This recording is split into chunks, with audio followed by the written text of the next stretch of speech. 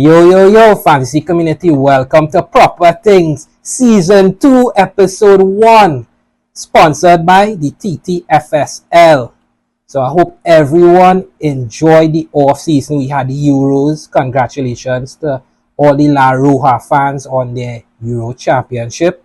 But we back to business now, with the game officially releasing this past Wednesday. We now locked and loaded, as I know a lot of you all have already logged into the app, whether it's by the website, making all your teams, making drafts, and seeing the new prices, seeing the new players, and everyone hyped for the new season.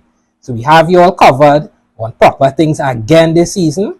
And episode 1 is simply just a reintroduction, a little reaction to the prices of the premium players and the popular players. And of course, I'm giving you all my first draft, and then an alternative first draft for all the people who want to go in the next direction. Because I know right now, the street's hot on whether you're going Salah and Haaland, whether you're going Haaland, or whether you're going no Haaland. So, you know, different directions for different managers, but it doesn't matter. We have you covered here on Proper Things. So first things first, we have to mention and acknowledge the elephant in the room. We're talking about the player who has broken the $14 million ceiling that has previously been set by the likes of Henry, Ronaldo, and himself last season. I'm speaking about Erling Haaland, coming in at 15 million coppers right now. So you have to pony up 15 million coppers to have Erling Haaland. And we already know what he's capable of in the Premier League. But at 15 million, there's a lot of people asking me what's my thoughts. Well, last season, Erling came in at 14 million, and we saw over 80% of the player base had him in their squad to start game week 1. So I believe FPL had to do something with the pricing in order to make the teams a little different, to make people think and pick different players. So a price rise was indeed on the cards, and they went all the way by not putting at 14.5 but 15 mil. And I think this price is justified. And since we're here with Man City, we have to look at the two guys in midfield, both priced at 9.5 million. The reigning PFA and, well, English Player of the Year, Phil Foden. And of course his teammate and one of the fantasy greats throughout the years, Kevin De Bruyne. A lot of people asking me, Michael, so if you're not going for Haaland, how are you going to account for what we call it now Haaland insurance?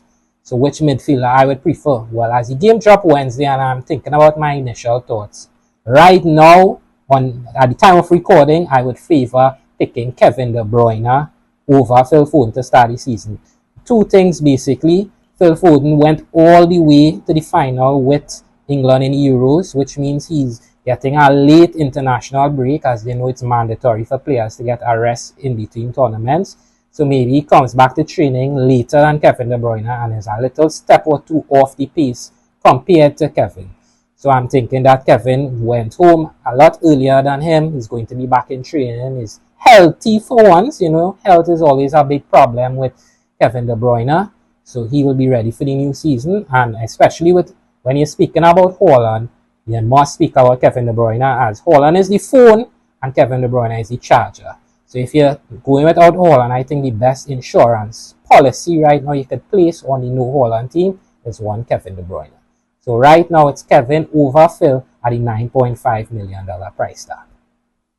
And that's enough about Manchester City. Now we're going to speak about Arsenal. When we speak about Arsenal, I know we have now to start in the midfield, but you can't talk Arsenal without speaking about Starboy Saka. Price rise was indeed on the cards, and Saka went all the way to double figures. Price tag of 10 million. Again, he was one of the most popular players last season, and I think the 10 million price tag is justified for Saka. I think it's a lot of coppers for a player, but it's a player that a lot of us would want. So Saka, 10 million, I think it's fair. Next up for Arsenal is a guy who I think is a bargain, if I may say, coming at 8 million in their striker, Kai Havertz. Of course, having a position change from midfield to striker this season. I think Kai strutted his metal in the back end of last season, as he saw he was reigning in the fantasy points, scoring and winning games for the Gunners. I think this season we're going to see if Kai Havertz is really the guy going forward. I think this is a big season for Kai, his sophomore season in Arsenal colours, and he will be the guy taking these number 9 snaps to start the season. So hopefully Kai continues his great form at 8 million. I think he's a bargain. A surprise to me was the captain Martin Odegaard coming at 8.5 million. I thought that they would put the 9 million price tag on Captain Fantastic, but 8.5 million could be a surprising bargain for all the Martin Odegaard supporters, and we're definitely looking for a big season. A sneaky 7 million though for Martinelli, who didn't have a great season last season. No, down a million. We know what Martinelli is capable of, as 2 seasons ago he exploded on the scene, but a slump last season meant that his price tag went down. So maybe Martinelli could rediscover his form and justify that 7 million price tag. But when you speak Arsenal from last season, you must speak about the defense. And we've seen now that all the defenders have risen in price. So those 5 million bargains you're getting with Gabriel or Saliba are now $6 million price tag. So the centre-back duo, the sensations from last season, both rising by 1 million each. So you're going to have to pony up 6 million coppers to get one of them. And then Ben White, the top scoring defender of last season, is moved from 5.5 to 6.5 million. The best chance of getting an Arsenal defender may be taking the risk on Timber at 5.5 or maybe Raya with the same price tag as Timber at 5.5 as well. So now with the red side of London covered, we have to move across now to the blue side of London with Chelsea. And of course we're speaking about the guy who was the bargain of the season, the unsung hero of FPL 23-24, talking about Ice Cold Palmer, with the massive price rise, a record price rise, going all the way up now to 10.5 million. Well, we know Palmer is the penalty monster. He's involved in everything Chelsea is doing. 10.5 million is a lot of coppers, though, especially with the start of the season against Manchester City. So this may be an asset that you have to keep an eye on to begin the season and see if you could justify the new price tag. We know that Palmer is amazing, but maybe want to have a little caution about picking game week 1. Next up is the bargain of Chelsea, the Frenchman who was highly touted last season, even by yours truly. I'm speaking about Christophe Nkunku coming at 6.5 million and now moving into midfield. I think this guy could be the Palmer of last season. The question is health. And of course, he doesn't have the bonus of penalties that Palmer had. Now, can Christophe Nkunku stay healthy? That is the billion-dollar question. Because I believe if he does, he could be the guy that covers Palmer with $4 million left from his price tag to go up to Palmer. So definitely want to keep an eye on, and I think he'll be in a lot of squads come game week 1. Next, we're looking at the defense. A lot of bargains in Chelsea's defense, where they're looking at Casper or Mr. Glass regimes coming in at 5 mil, of course suspended to start the season. Colwell coming in at 4.5 million, and one of the Euro stars in Cucurella coming in at also at 5 million. So a lot to keep an eye on. But one of the sneaky bargains to start the season is if we can get an identified starting keeper for the Blues. Maybe he could be the keeper that you just set and forget for the season, because they are priced at $4.5 million each. Of course, I'm speaking about Sanchez or Pekovic, but with rumors of Lunin also maybe making a triple threat for the number 1 jersey in Chelsea. Something to definitely keep an eye on going into the fantasy season. Next up, we have the red side of Merseyside. I'm speaking about Liverpool and star boy, the king of FPL in past seasons, Mo Salah, coming in at a whopping 12.5 million. In first glance, I was shocked at this pricing, as I thought he would be priced a little, well, we would get a little haircut on the 12.5 million price tag, down to about 12, maybe 11.5 due to him having injuries and not being as prolific as he usually is. But seeing FPL wanting to make the game a little different this season and making you pick differentials, I think $12.5 million price tag may just be the price that we need to have diversity in the game. It's pricey, but with Ipswich in game week 1, I know he's going to be very popular in squads, especially those who do not go in Haaland. Also looking at Liverpool, we're seeing a big haircut on premium superstar defender Trent Alexander-Arnold down from 8 million down to 7 million this season. So that's definitely going to, well, pique my interest, as he, and spoiler alert, he will be in my game week 1 draft so far. I think he's going to be in my squad, especially with Liverpool's schedule to start the season. And then we have what we call the mud assets in Liverpool, because with the new coach and Slot and all the attacking options coming in there, we're speaking about Cody Gakpo, we're speaking about Darwin, we're speaking about, of course, Luis Diaz and Jota, all in that $7.5 million range. We don't know who are going to be the nailed on starters, but if we could nail on the guy who's going to get the majority of the minutes, he could definitely be a bargain for those teams looking to get a head start to proceedings when the season comes, because those are going to be the differential players. There's a lot of people are going to look at Salah and Trent and not have their thoughts on one of those assets, and those assets could be where the points are at. So definitely to keep an eye on during the preseason to see who is the favorite starters, and maybe you could squeeze them into your fantasy team. And of course, Virgil van Dijk is lurking at the $6 million price tag to round out all the premium defenders. So he has the same price as Saliba, Gabriel, and Value from Manchester City. Now we're going to look at some of the other popular assets from the other clubs. We're kicking things off with Tottenham Hotspur's Son, and I know that Spurs are considered a part of the Big Six, but for this show's sake, I know a lot of people are only going to be looking at Son at 10 million. We know what Son is capable of, as he had his spike weeks where he went nuclear with the hat-tricks and the doubles. But Son last season, we saw that there were weeks that he would go quiet, and at 10 million, that's definitely a premium price to play for the South Korean magician, especially when we are not sure what is going on with Spurs going into the season. So definitely an asset that I would shy away from to begin the season. Next up is the Aston Villa hitman, coming off a season of 19 goals and 18 assists. You heard that right, I'm speaking about Ollie Watkins, priced at 9 million. You know, when you hear those prices and you don't put a name to it, you might think this guy would come in at 10.5, 11 million. Those are keen numbers when you think about the overall goal returns. But at 9 million, I think he's worth the price, but he's definitely going to be hard to fit into a lot of teams that are going with Haaland. But 19 goals and 18 assists is nothing to be frowned upon. I think Ollie Watkins is going to play a big part this fantasy season. And remember that the penalties are up for grabs in Aston Villa, as Douglas Luiz has left the Prem and left Villa to go to Juventus. So definitely want to keep an eye on to see who gets the Aston Villa penalties this upcoming season. Next up, we move into a guy who is one of my favorite players in the entire league. I'm speaking about Alexander Isak, coming at 8.5 million. He has his first game versus Southampton, a definite must for me. He's essential, as essential can be.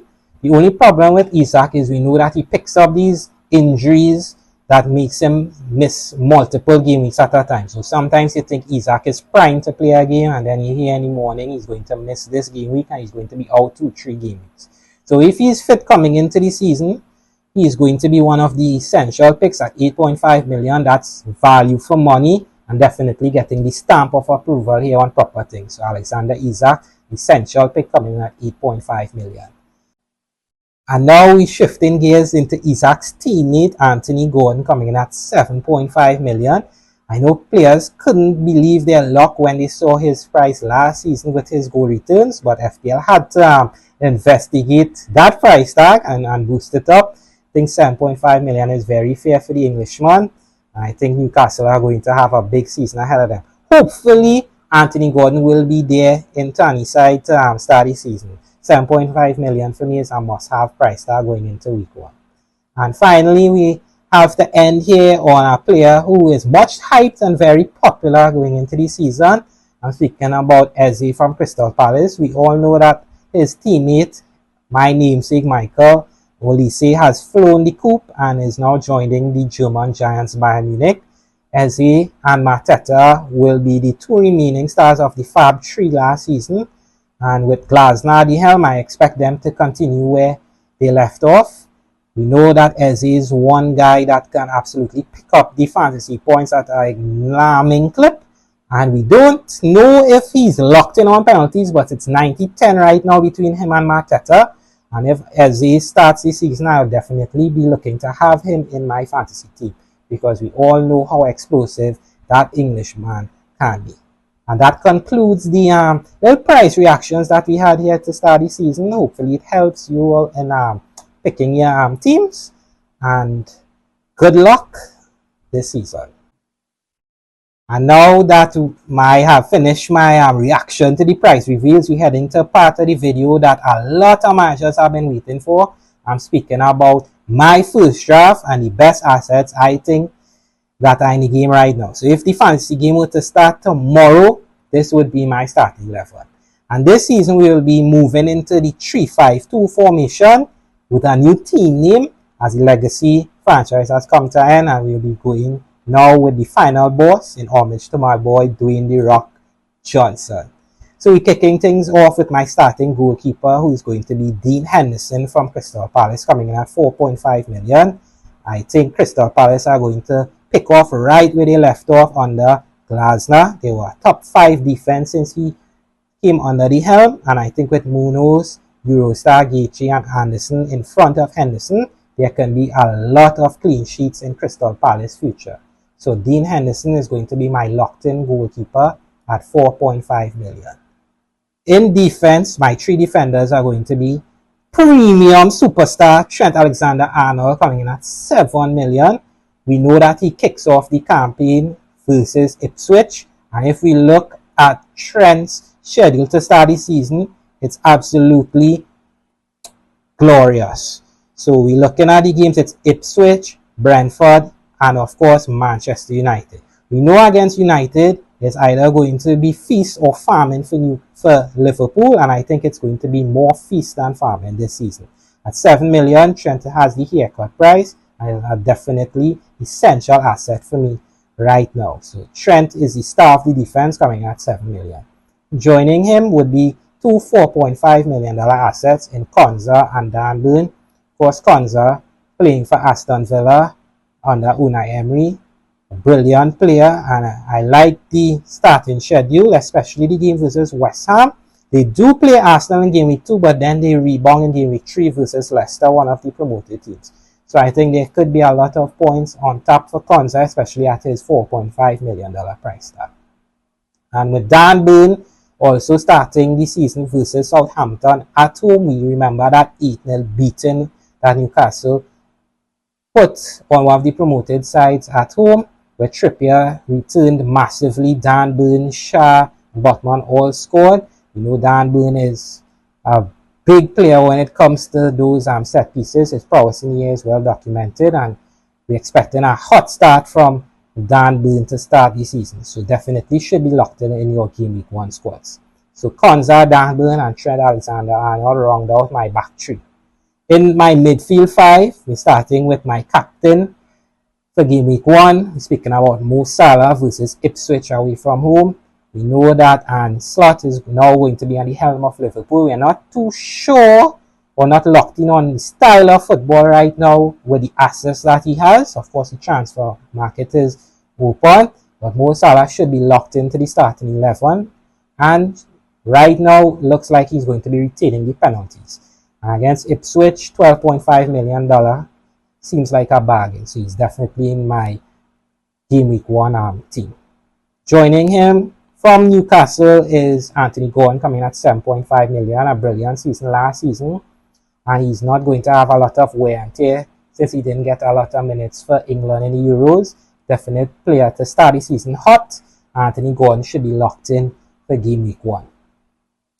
Joining them is Nkunku from Chelsea at the bargain price of 6.5 million. Not a very amazing game to start the season versus Manchester City. At least it's going to be at Stamford Bridge.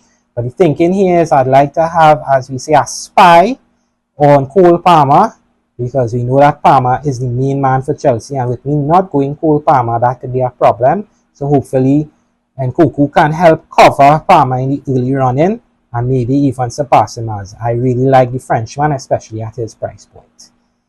Eze will be the 4th man in midfield, playing the Honeybees of Brentford in game week 1. It's going to be away from home, but I expect Eze to no doubt shine, especially with his starting 3 fixtures to start the season. And if things go downhill, we could move away from the Englishman. But I am backing him to have a big start to the season. 7 million seems like a bargain, so Eze is locked in. And rounding out the midfield is Callum Hudson-Odoi coming in at 5.5 million. We know that somewhere there is going to be a little, as we call, chinksing of the money in order to fit. Well, we all know who is going to be in the starting lineup. But if you look at Nottingham Forest's schedule to start the season, we've seen a lot of green. Whether it be versus Bournemouth at home in game week 1, Southampton in game week 2, or Wolves in game week 3, we expect them to at least be competitive in these 3 games. And at $5.5 million, I would definitely put my cap on Callum Hudson-Odoi. So 5.5 looks like a steal, and he will definitely be in my midfield 5. And finally, in attack, who are going to be the 2 hitters that I have up there? And first and foremost, it's $15 million man, Erling Haaland. When we look at Haaland, we know it's 15 mil. It's Chelsea game week 1, but I know a lot of eyes will be on Ipswich at the Etihad in game week 2. And if you don't have Haaland, that could be a scary piece of business for managers starting the season. The trick about Haaland is if you don't start with him in game week 1, chances are you're not going to have him in game week 2 unless you're wildcard or are willing to take a hit. So we definitely want to start with Haaland, especially with Ipswich in mind. So he's going to be in my starting lineup. And partnering him is going to be Alexander Isak, with again the game at Southampton at home at $8.5 million price tag. Healthy going into the season, locked in on penalties. He's definitely one that is essential and is going to be in most drafts now and going forward into game week 1. So that's my starting 11. If you look at the bench, with Haaland, there is not much to pick from, but we do have a 12th man in Robinson. Of course, he is going to play on Friday versus United, so we're going to make sure that he's in the starting 11, but he's going to be on the bench. But if you look at his fixtures in game week 2 and game week 3, it's going to be less than Ipswich. We know that Robinson is one of the more marauding and attacking fullbacks, so definitely could be points to be had in game week 2 and 3. So he'll be waiting in the wings to come into the team going forward.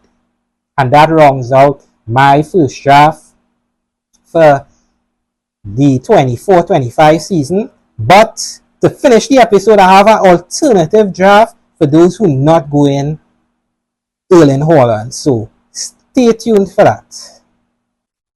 And now with the season and the game finally dropping, I know a lot of fantasy players making their teams and looking for competitions. So you know we have to speak about the sponsor of the proper things. I'm speaking about TTFSL's race for the 10K FPL Premier League Fantasy Championship. And last season we had FPL Trini being the inaugural champion and collecting his $10,000. So congratulations again to Nick, Andre and Salim also collecting their winnings. If you want to join up to this league, the best league in the country, and collect that 10K if you win, don't forget to contact Ezra now. And I know he's putting up his contact right here, so message him, call him, make sure you're inside, because you don't want to miss out when you see the money given out come May 2025. So sign up now. It only costs $250. You're there for the entire season. You have monthly prizes, of course the final prize, and again all the banter that comes with being in the league. And if you're doing well, of course we're going to have to highlight you buy rights on proper things this season. So make sure you sign up. And again, I know Ezra putting up the contact here for you. Make sure you message him, sign up, you're inside. Come United versus Fulham. And I don't want to hear nobody saying, way boy, you know, I was watching the Olympics and I forget, because I hear reminding all you. And this season, TTFSL also has the UEFA Champions League Fantasy. We also have the draft, and they also have something called the Survivor or Eliminator Challenge. So make sure you call Ezra and get the details and get signed up now, because I know he handling all your real proper and real quick and making sure it had no trouble. So getting it's $250 to join the Premier League Fantasy, $150 for the Champions League, and call him up and ask him all what he offering all and how you know, and how to do everything. So don't frighten us, Ezra have all you covered. And now for those who've waited and already signed up for TTFSL's race for the 10K, now we're giving the alternative draft now to those who are not feeling the $15 million coppers for Erling Haaland. So let's just kick things off quick. In the goalkeeping position, we're still spending the same 4.5 million. But this time we are moving away from Henderson into Sanchez. And more on that just now. But we're picking Sanchez here. But if Pekovic beats out Sanchez to the starting job for Chelsea, we will definitely be putting him in, as both are coming at the $4.5 million price tag. Same tree in defense, as the formation stays the same in the 3-5-2. But the reason why we are not going with Henderson in this draft is because if you look at the back three, standout there is Munoz from Crystal Palace. So we still have the Crystal Palace cover. And he is going to be coming at $5 million. Of course, now with this draft, we're not going to be able to spend the $7 million for Trent. So Munoz is going to have to be able to be the cover for him, hopefully. Same $4.5 million for Dan Burn. And Mykolenko joins this draft at $4.5 million as well. Now in midfield, you could see a big change for the distribution of funds, as Salah still holds the armband at $12.5 million and Gordon retains his spot at $7.5 million. But a big addition there, we're seeing Cole Palmer coming in at $10.5 million. So we're seeing now the Haaland funds being distributed into upgraded Nkunku into Cole Palmer. For those who don't want to go with the ice cold phenom, definitely a way to fit him into the team as he retains his spot. And then we're seeing the Haaland insurance to round out the big five in midfield, and Kevin De Bruyne. Again, I think he's the best chance of you trying to cover the hit that may come in Ipswich from Erling Haaland. As we all know, Haaland is the phone, and of course Kevin De Bruyne is the charger. So $9.5 million is the insurance policy that you're putting out on big Erling Haaland in midfield. And in the striking position, Isak retains his spot, but coming into replace Haaland, it's going to be the guy with 19 goals, 18 assists last season, Ollie Watkins, starting away from home versus West Ham. So with a brilliant goal in the Euros to send England into the finals, hopefully he could start off equally as hot for Aston Villa. So 3-5-2, no Erling Haaland draft. I don't know what all your thoughts are on this. Of course, it's the initial thoughts, but of course, if you want to fit in the premium of Palmer, still keep Salah and have some insurance on Haaland in the form of Kevin De Bruyne, I think this is the best route. So those are my thoughts so far for game week 1 and my first draft. I hope you all enjoyed the episode. This is the first episode of many to come in season 2. Don't forget to like the video, subscribe to the channel, and I want to hear from each and every one of you all in the comment section. So leave your comments whether you agree with the team, you disagree with the team, think I'm going down the wrong path and have better alternatives, or if you feel you have made this season that the final boss going down, or if all you just want to say hello and say all you're excited to be part of the league, all interactions are welcome. So again, good luck to all the managers. Don't forget to sign up to the TTFSL Pro League this season.